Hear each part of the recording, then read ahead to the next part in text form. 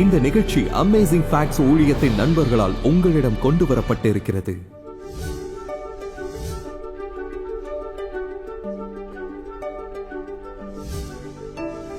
இயேசு யார்? அவர் ஒரு பொய்யரா? அவர் பைத்தியக்காரரா அல்லது அவர் ஆண்டவரா? இன்று காலை நம் செய்தியை குறித்து நான் பேசக்கூடிய இதை முக்கியமானதாக வகைப்படுத்தலாம். ஏனென்றால் நான் நினைவூட்டப்படுகிறேன், ஒவ்வொரு முறையும் நான் நம் கலாச்சாரத்தில் உள்ளவர்களுடன் ஒன்றிணைவேன். நிறைய பேர் அவ்வப்போது இயேசுவின் நாமத்தை குறித்து கேள்விப்படுகிறார்கள், ஆனால் இயேசு யார் என்று அறியாமல் இருக்கிறார்கள். இதை குறித்து கொஞ்சம் பேசுவது நன்மையானது, பொருத்தமானது என்று நான் நினைத்தேன். சில சமயங்களில் நினைவுபடுத்திக் கொள்ள வேண்டும், இயேசு யார் என்ற தலைப்பின் பிரசங்கத்திற்கு எப்படி தலைப்பு வைப்பது என்று எனக்கு தெரியவில்லை. ஏனென்றால் இயேசு யார் என்று நீங்கள் சொல்லும்போது அவர் நிகழ்காலத்தில் இருப்பவராக தெரிகிறது. சிலர் இயேசுவாக இருந்தவர் யார் என்று பெயரிடலாம் என்று நினைக்கிறார்கள்.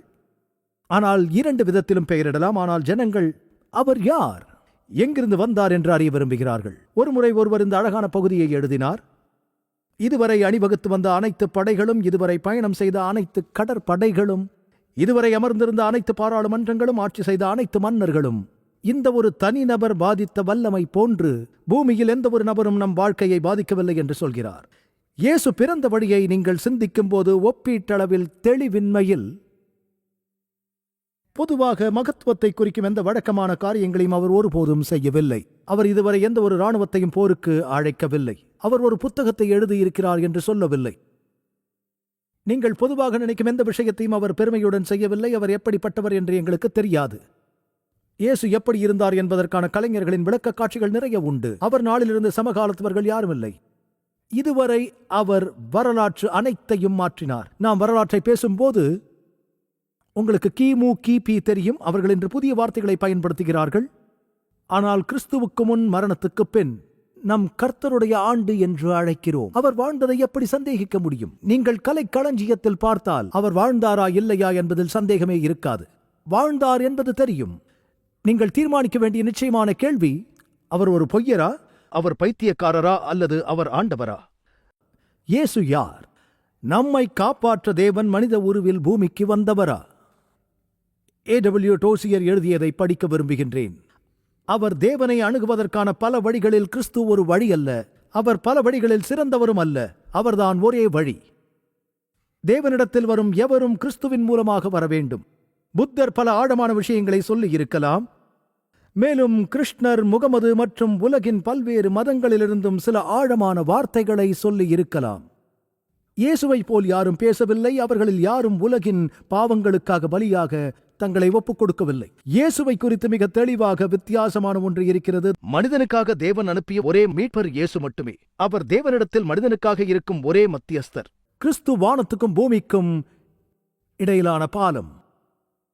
இயேசு நாத்தான் வேலை நோக்கி, தேவதூதர்கள் மனுஷகுமாரனிடத்திலிருந்து ஏறுகிறதையும் இறங்குகிறதையும் காண்பீர்கள் என்றார். உலகின் பிற மதத் தலைவர்கள் யாரும் நானே வழியும் சத்தியமும் ஜீவனுமாயிருக்கிறேன் என்று சொல்லவில்லை. நானும் ஒரு வழி என்று அவர் சொல்லவில்லை. நானே வழி என்கிறார். நான் சத்தியத்தில் ஒருவன் என்றும் அனைத்து நதிகளும் கடலுக்கு தான் செல்லுகின்றன என்றும் அவர் சொல்லவில்லை. நானே வழியும் சத்தியமும் ஜீவனுமாயிருக்கிறேன் என்றார். இயேசு ஏன் வந்தார்? இதற்கான தகவல்களை பெற நாம் எங்கு பார்க்க முடியும்? மேசியா வரும்போது எதை எதிர்பார்க்க வேண்டும் என்பதை பேசும் 300க்கும் மேற்பட்ட பழைய ஏற்பாட்டு தீர்க்க தரிசனங்கள் இருக்கின்றன. நாம் அந்த 300ஐயும் பார்க்கப் போவதில்லை. ஆனால் இயேசு யார் என்பதை காண சில அடிப்படை வகைகளை பார்க்கப் போகிறோம். குறிப்பாக சங்கீதத்தில் நிறைய பார்க்கலாம். பழைய ஏற்பாட்டு தீர்க்க தரிசனங்கள் அபிஷேகம் செய்யப்பட்டவரை குறிக்கின்றன. மேசியா வருவது குறித்து நீங்கள் வேதத்தில் காணப்போகிற முதல் தீர்க்க தரிசனம் உண்மையில் ஆதியாகமம் 3:15 இருக்கிறது. அதை திரையில் போடுகிறோம். இங்கே அது கூறுகிறது, மனுஷன் விழுந்ததற்கு பிறகு தேவன் ஆதாம் ஏவாளிடம் பேசும்போது அவர் சொல்கிறார், பகை உண்டாக்குவேன். இது எதிரி என்ற வார்த்தை போன்றது. இதன் பொருள் பகை என்பதாகும். உராய்வு இருக்கிறது, ஒரு விரோத போக்கு இருக்கிறது. உனக்கும் ஸ்திரீக்கும், அவர் சர்ப்பத்துடன் பேசிக் கொண்டிருக்கிறார். உன் வித்துக்கும் அவள் வித்துக்கும். ஸ்திரீயின் வித்து மனுக்குலத்தின் மூலம் அவர் வரவிருக்கும் வாக்களிக்கப்பட்ட வித்து குறித்து பேசுகிறார். மேசியாவாக அவர் ஸ்திரீயின் வித்து உன் தலையை நசுக்குவார். ஸ்திரீயின் வித்து என்று தேவன் சாத்தானான சர்ப்பத்திடம் சொல்லுகிறார். கிறிஸ்து உன் தலையை நசுக்குவார், நீ அவர் குதிங்காலை நசுக்குவாய் என்றார். நீ அவருடைய முன்னேற்றத்திற்கு தடையாக இருப்பாய், அவர் பயணத்தை மெதுவாக்குவாய். தீர்க்க தரிசனம் ஆதியாகமம் 3ஆம் அதிகாரத்தில் காணப்படுகிறது. அவர்கள் ஒரு இரட்சகரை தேடிக் கொண்டிருந்தார்கள். மனித வீழ்ச்சியையும் பரலோகத்தின் இழப்பையும் ஏற்படுத்திய சர்ப்பத்தை தோற்கடிக்கும் ஸ்திரீயின் வித்து. கிறிஸ்துவின் மூலம் பரலோகம் மீட்டெடுக்கப்படுகிறது. எனவே அந்த சில தீர்க்க தரிசனங்களை பார்ப்போம். ஒரு விஷயம், யோவான் 1:45 பிலிப்பு இயேசுவை கண்டுபிடித்த பிறகு அவர் நாத்தான்வேலை கண்டு, நியாய பிரமாணத்திலே மோசேயும் தீர்க்கதரிசிகளும் எழுதியிருக்கிறவரை கண்டோம், அவர் யோசேப்பின் குமாரனும் நாசரேத்தூரானுமாகிய இயேசுவே என்றான். மோசே மற்றும் தீர்க்கதரிசிகள், இந்த நியாய பிரமாணங்கள் அனைத்துமே இந்த மனுஷகுமாரனை குறித்து பேசுகிறது. இயேசு எங்கிருந்து வந்தார்? யோவான் 8ஆம் அதிகாரத்தில் அதை பார்க்கிறோம்.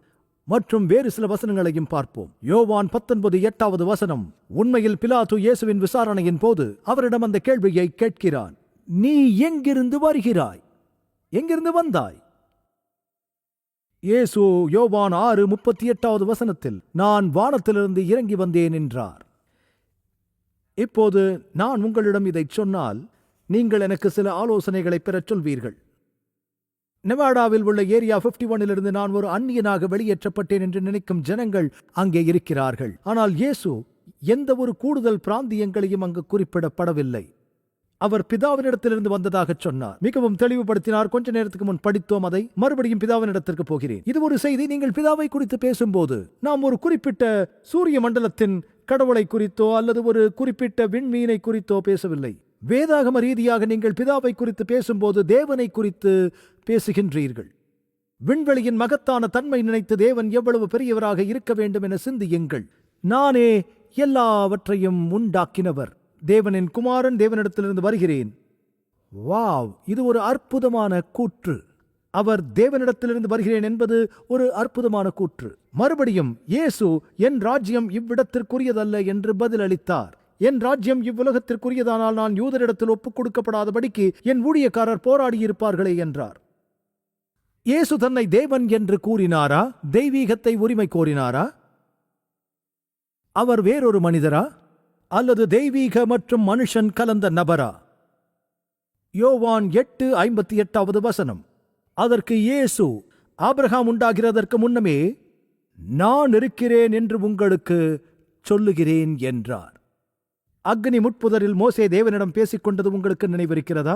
உங்கள் பிதாக்களுடைய தேவன் உங்களிடத்தில் என்னை அனுப்பினார் என்று அவர்களுக்கு சொல்லும்போது அவருடைய நாமம் என்ன என்று அவர்கள் என்னிடத்தில் கேட்டால் நான் அவர்களுக்கு என்ன சொல்லுவேன் என்றான். தேவன் தன்னை மோசேக்கு எவ்வாறு அறிமுகப்படுத்தினார்? அவர் இருக்கிறவராக இருக்கிறேன் என்று. நான் ஒரு காலத்தில் இருந்தேன் அல்லது இருப்பேன் என்று அல்ல.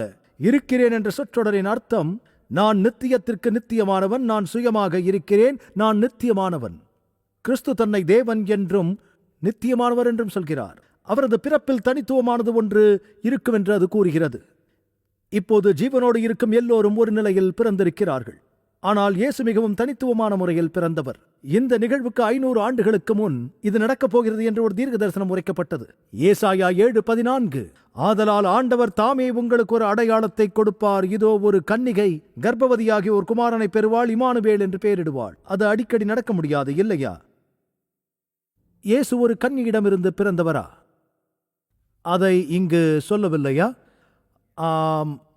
மத்தேயு 1:18 அடுத்த வசனத்தை இங்கே படிக்கலாம்.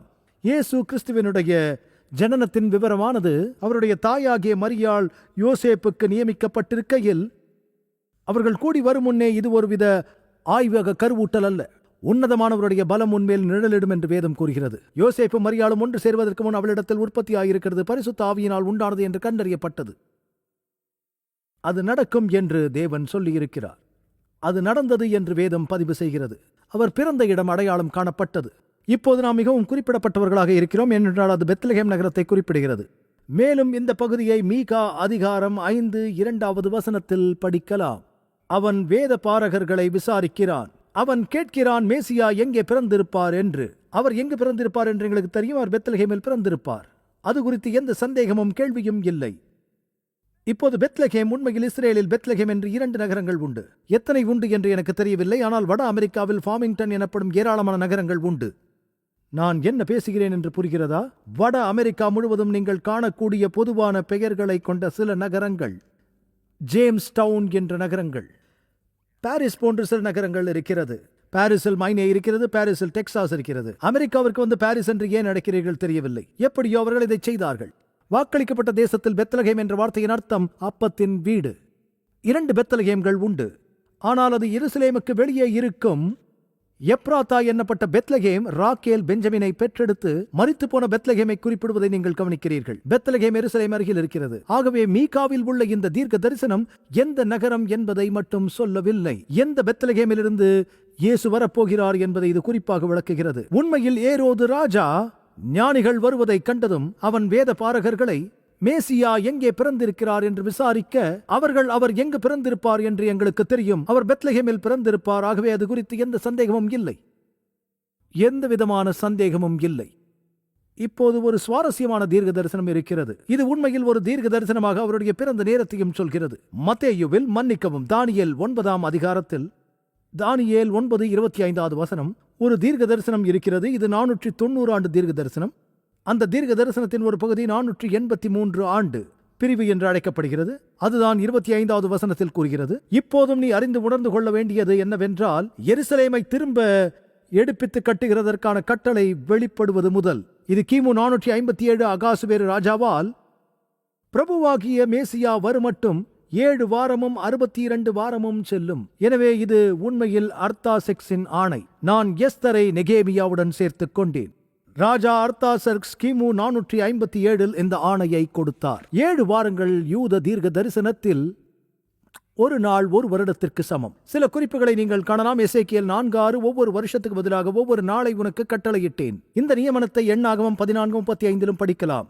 இயேசுவின் வார்த்தைகளில் கூட லூக்கா 13:32 அவர் சொல்லும் ஒரு உவமையில், ஒரு தீர்க்க தரிசனத்தில் ஒரு நாளின் கொள்கையை ஒரு வருடத்திற்கு சென்றதை அவர் தெளிவுபடுத்துகிறார். ஆகவே நீங்கள் சென்று தானியேலில் நேரத்தை சேர்க்கும் போது 7 வாரங்கள் மற்றும் 62 வாரங்கள் என்று அவர் கூறுகிறார்.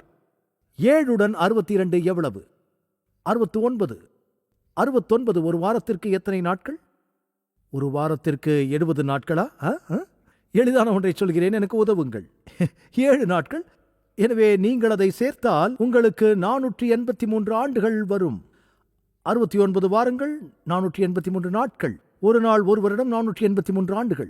எருசலேமை மீண்டும் கட்டி எழுப்புவதற்கான ஆணையின் தொடக்கத்திலிருந்து நீங்கள் எண்ணினால் கிமு 457 அர்த்தாசெக்ஸால் கொடுக்கப்பட்டது.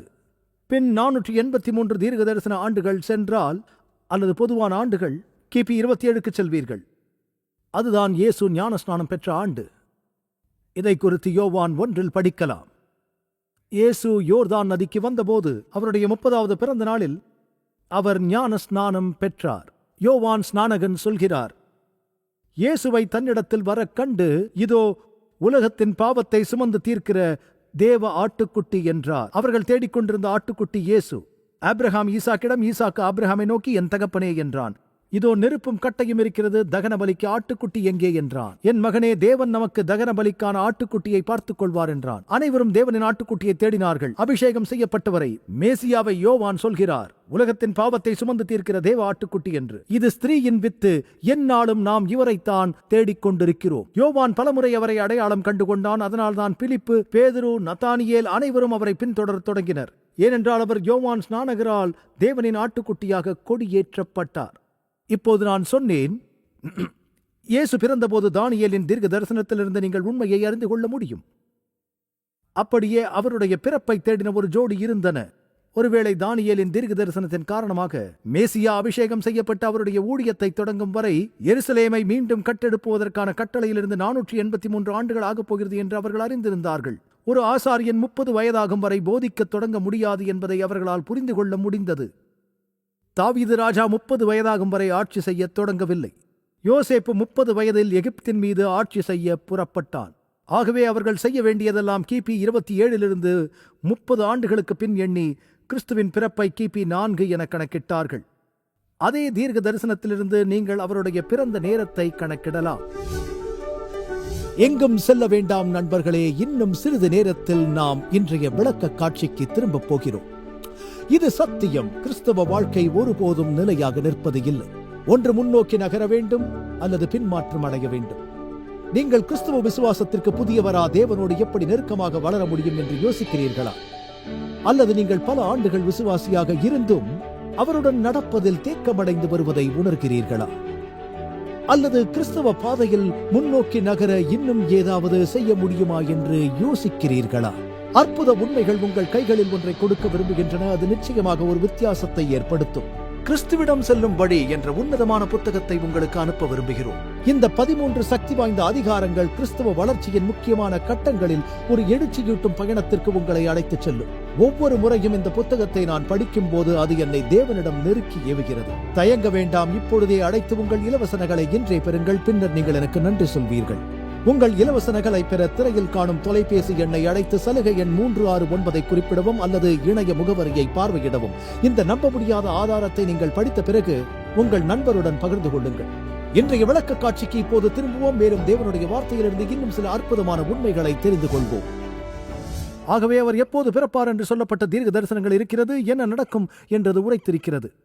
அப்போஸ்தலர் 10ஆம் அதிகாரம் 38வது வசனத்தில், நசரேயனாகிய இயேசுவை தேவன் பரிசுத்த ஆவியினாலும் வல்லமையினாலும் அபிஷேகம் பண்ணினார். தேவன் அவருடனே கூட இருந்தபடியினாலே அவர் நன்மை செய்கிறவராயும் பிசாசின் வல்லமையில் அகப்பட்ட யாவரையும் குணமாக்குகிறவராயும் சுற்றித் திரிந்தார். இயேசு ஞான ஸ்நானம் பெற்றபோது பரிசுத்த ஆவியானவர் இறங்கி பரிசுத்த ஆவியினால் அபிஷேகம் செய்தார். நீங்கள் எதையும் நிச்சயத்தோடு படிக்காமல் இயேசுவின் அற்புதங்களை ஏற்றுக்கொள்ள முடியாது.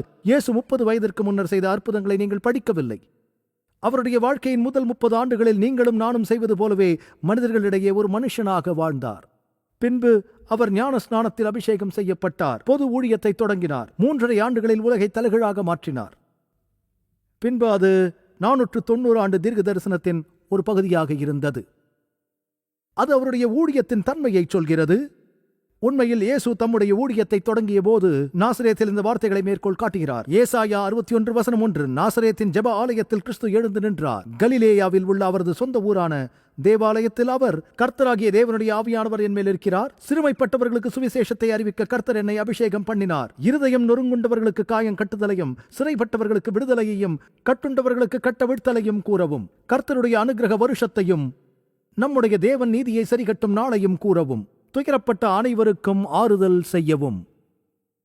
மேலும் அவர் உவமைகளில் பேசினார், போதித்தார் என்று வேதம் கூறுகிறது. தாவீது ராஜா 78ஆம் சங்கீதத்தில், என் வாயை உவமைகளால் திறப்பேன், பூர்வகாலத்து மறை பொருள்களை வெளிப்படுத்துவேன், நாங்கள் கேள்விப்பட்டு அறிந்தோம், எங்கள் பிதாக்கள் தெரிவித்தார்கள். கிறிஸ்துவை குறித்து அவர் பேசினார் என்றும் அவர் உவமைகளில் அவர்களுக்கு போதித்தார் என்றும் வேதம் கூறுகிறது. உவமை இல்லாமல் அவர் எதையும் சொல்லவில்லை. அவர் அடிக்கடி உருவகங்களிலும் எடுத்துக்காட்டுகளிலும் போதித்தார். ஒரு நாளும் ஒரு மனிதனும் இந்த மனிதனைப் போல் பேசவில்லை. இயேசுவைப் போல போதிக்கக்கூடிய மனிதர் யாரும் இல்லை. அவரை கைது செய்ய சென்ற ஜனங்கள் திரும்பி வந்து, ஆஹா, இந்த மனிதனைப் போல யாரும் பேசவில்லை என்று சொன்னார்கள்.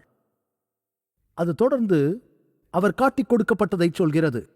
உதாரணமாக சங்கீதம் 41:9வது வசனம், என் பிராண சிநேகிதனும் நான் நம்பினவனும் என் அப்பம் புசித்தவனாகிய மனுஷனும் என் மேல் தன் குதிகாலை தூக்கினான். யூதாசுடன் இயேசு அப்பம் புசித்தாரா? யூதாஸ் அந்த வாசலிலிருந்து வெளியே நடந்து ஆசாரியர்களிடம் சென்று அவர்களை கிறிஸ்துவிடம் அழைத்துச் சென்றான்.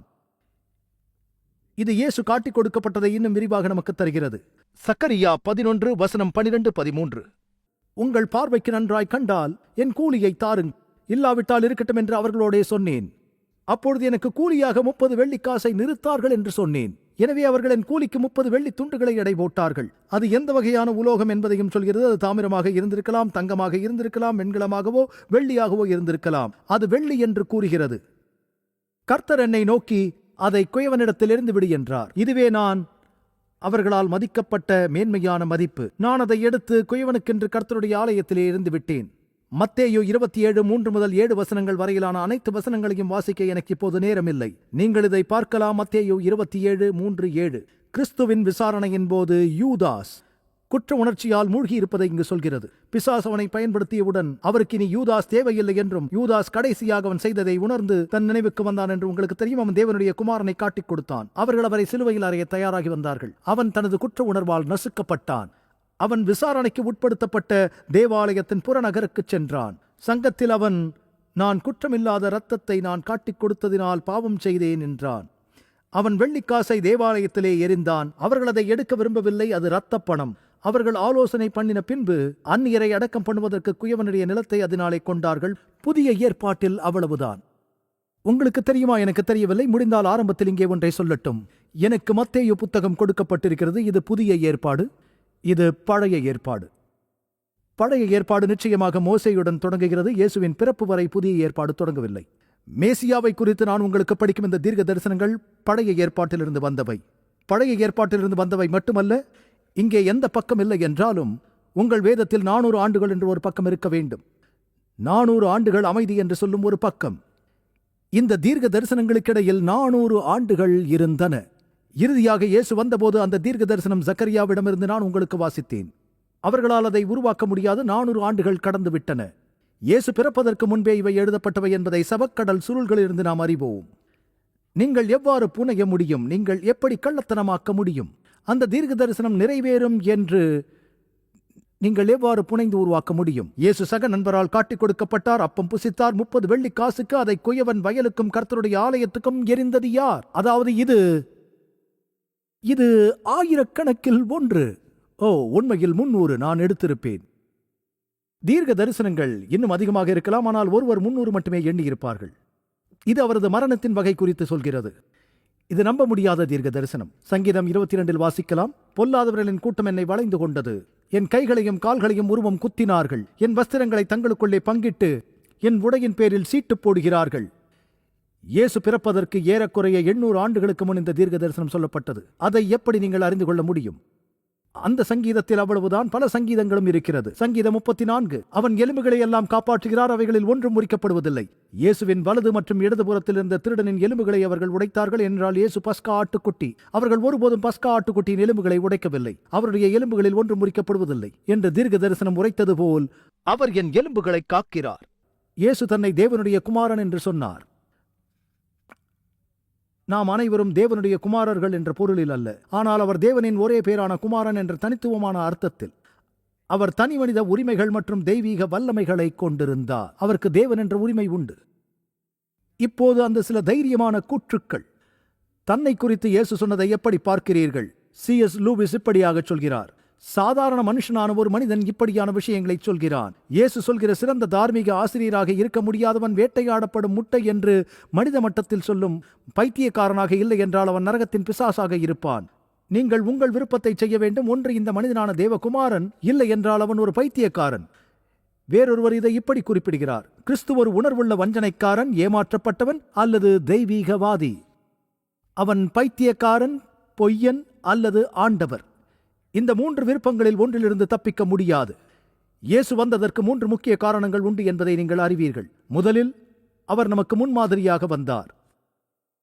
அவர் யோவான் 13:5 கூறுகிறார். மன்னிக்கவும், யோவான் 13:15, நான் உங்களுக்கு செய்தது போல நீங்களும் செய்யும்படி உங்களுக்கு மாதிரியை காண்பித்தேன். இயேசு மனிதர்களிடையே 33.5 ஆண்டுகள் வாழ்ந்ததற்கான காரணம், எப்படி வாழ வேண்டும், ஒருவருக்கொருவர் எப்படி நேசிக்க வேண்டும், எப்படி மன்னிக்க வேண்டும் என்பதை நான் உங்களுக்கு காட்ட விரும்பினேன். மற்றவர்களுக்கு கன்னத்தை திருப்பும்படி நான் உங்களுக்கு சொல்லப் போவதில்லை. அவர் செய்தார், இல்லையா?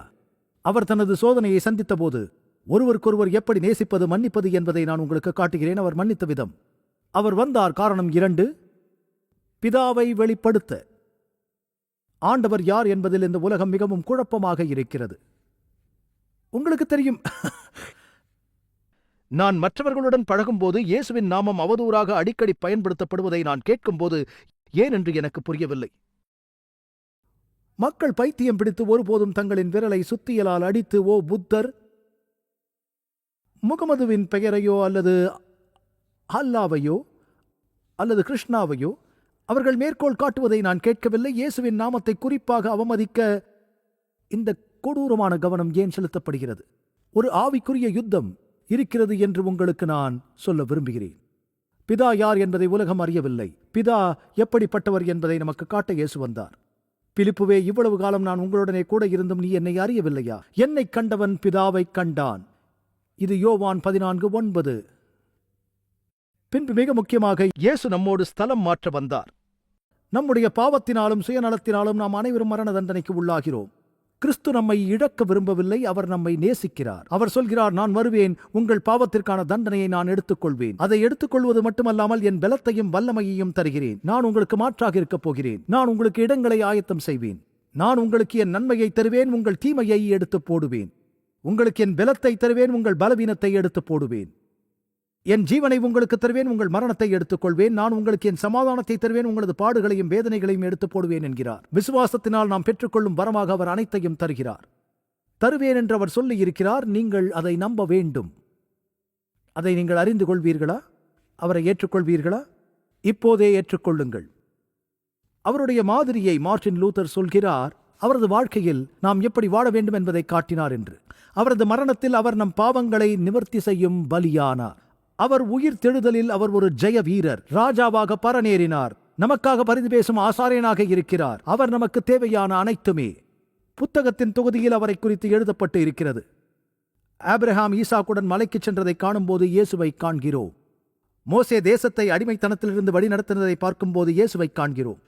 யோசேப்பை தன் சகோதரர்கள் தவறாக நடத்தின போதும் மன்னித்ததை காணும் போதும் இயேசுவை காண்கிறோம். தேவ ஜனங்களின் எதிரிகளை தோற்கடிக்க சிம்சோன் தனது கைகளை நீட்டும் போது சிம்சோனில் நாம் இயேசுவை காண்கிறோம். கிதியோன் சிறிய எதிரி கூட்டத்தை தோற்கடித்த போது கிதியோனில் இயேசுவை நாம் காண்கின்றோம். வேதத்தில் நாம் எல்லா இடங்களிலும் இயேசுவை காண்கிறோம். வேதம் அவரை பற்றியது. இயேசு யார் என்பதை நீங்கள் தெரிந்து கொள்ள அவர் விரும்புகிறார். தேவன் மனுஷகுமாரனானார். அவருடைய நாமம் இயேசு.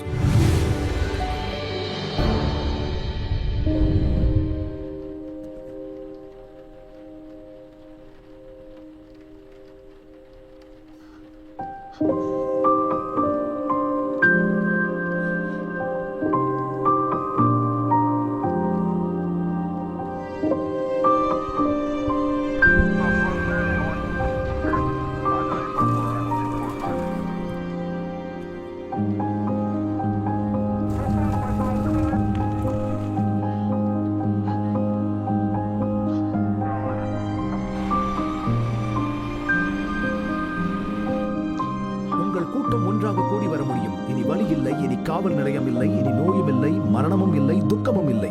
மேலும் அன்பான நண்பர்களே, நம் உலகில் இந்த வேதனையும் துயரமும் நாம் அனுபவிக்க வேண்டும் என்பது நம் தேவனின் நோக்கமில்லை. அவர் தனது சித்தமான யாவையும் நமக்கென வைத்துப் போயிருக்கிறார். சாந்த குணமுள்ளவர்கள் பாக்கியவான்கள். நான் பசியாய் இருந்தேன், நீங்கள் எனக்கு போஜனம் கொடுத்தீர்கள். மிகவும் சிறியவர்களாகிய இவர்களில் ஒருவனுக்கு என் சகோதரா எதை செய்யாதிருந்தீர்களோ அதை எனக்கே செய்யாதிருந்தீர்கள்.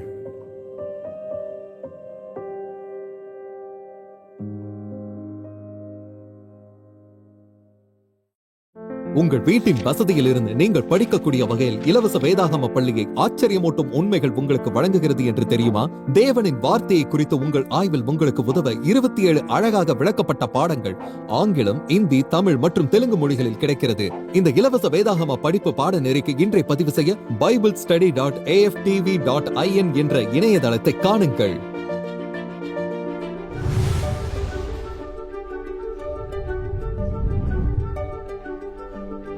இன்றைய இலவச சலுகையை விண்ணப்பிக்க மறந்து விடாதீர்கள். அது நிச்சயம் ஆசீர்வாதமாக இருக்கும். உங்களது தொடர்ச்சியான ஆதரவுக்கு நன்றி. நாங்கள் இயேசு கிறிஸ்துவின் சுவிசேஷத்தை உலகெங்கிலும் கொண்டு செல்கிறதால் நீங்கள் அடுத்த வாரம் இணைந்திருக்க உதவி செய்து கர்த்தருடைய வேத வார்த்தையில் மூழ்கி அற்புத உண்மைகளை ஆராய்ச்சி செய்யுங்கள்.